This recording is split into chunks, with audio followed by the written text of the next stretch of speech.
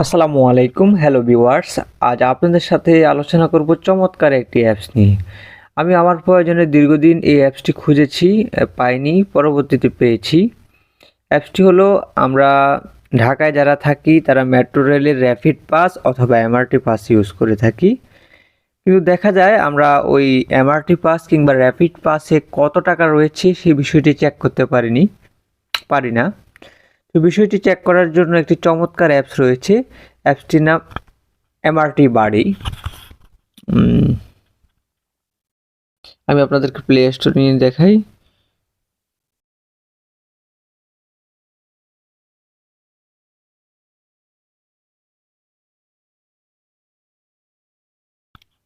MRT বাড়ি যে এই অ্যাপসটি আপনারা ইনস্টল করতে পারেন। আমি এটি ইনস্টল করেছি অলরেডি। আমি যদি এখন ওপেনে যাই, দেখাচ্ছে এনএফসি ডিজেবলড। জেনারেলি যে সকল মোবাইলে এনএফসি সিস্টেম রয়েছে সেই সকল মোবাইল দিয়ে আপনারা চাইলে মেট্রো রেলের র্যাপিড পাসের ভাড়াটি চেক করতে পারেন। তো আমি আমার এখানে যে এনএফসি অপশনটি রয়েছে সেই এনএফসি অপশনটি চালু করেছি। দেখেন সাথে সাথে ইন্টারফেসটি চেঞ্জ হয়ে গেছে। এখন যদি আমি আমার যে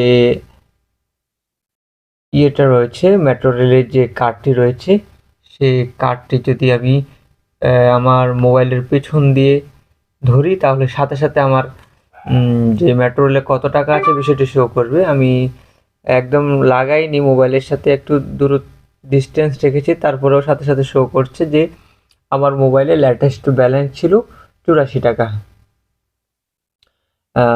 লাস্ট যে জার্নিগুলো করেছি আমি এই কার্ডের মাধ্যমে, মতিঝিল থেকে শাহবাগ, উত্তরা থেকে ফার্মগেট থেকে উত্তরা, তারপরে ব্যালেন্স আপডেট আমি আবার রিচার্জ করেছিলাম 100 টাকা, সবগুলো সুন্দরভাবে দেখাচ্ছে। তো এই অ্যাপসটির মাধ্যমে আপনারা চাইলে সুন্দরভাবে আপনাদের অনেক ক্ষেত্রে দেখা যায় আমাদের কার্ড একজন নিয়ে যায়, সে ইউজ করে।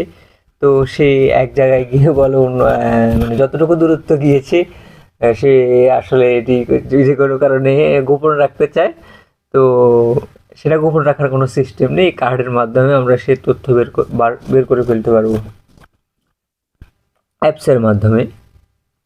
তো